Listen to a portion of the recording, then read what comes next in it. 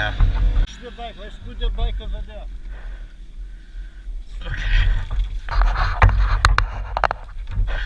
As you can see, day 2 of my very first track day experience didn't end as well as I had hoped. So what went wrong?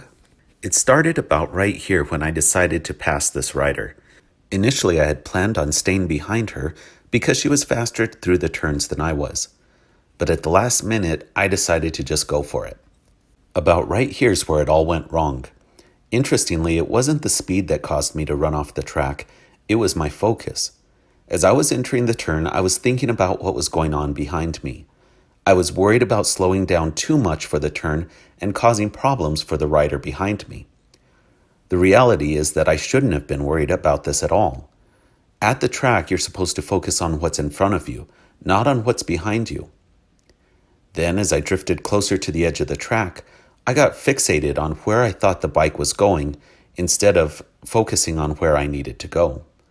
It was a combination of inexperience and panic. As crashes go, I was actually pretty fortunate. Other than a wounded ego, I didn't have anything that couldn't be fixed with an ice pack and a couple of beers. My bike, on the other hand, had a bent gear shifter, bent frame slider, and some minor cosmetic damage. Even though I did partially break my fall with my head, the ground was soft and my helmet did a really good job of absorbing the impact. This was my helmet after the crash.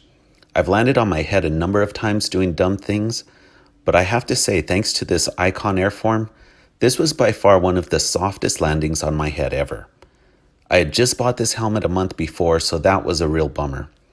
I do have to give a big shout out and thank you to Reno Kawasaki for giving me a really good deal on a new helmet. They didn't have to do that, but I really appreciated it. So this brought my track day to an end. No crash is ever fun, but I was glad this happened here and not on a public street. It was a learning experience that I hope not to repeat. I honestly can't wait to do another track day, but in the meantime, I've made it a priority to practice turning and bike control every time I go riding. So that's it for this video. Hope to see you in the next ride.